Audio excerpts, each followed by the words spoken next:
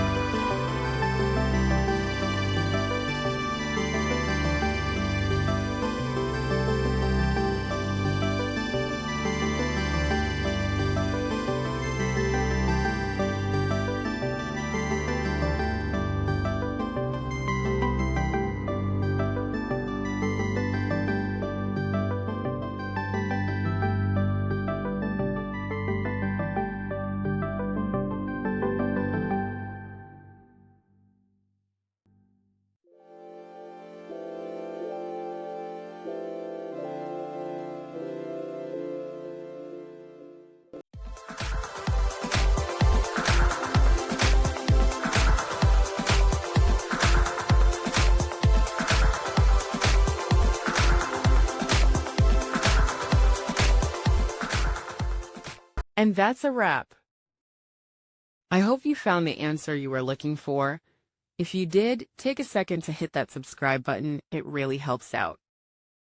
And let me know in the comments which solution worked best for you. See you next time in the debug zone.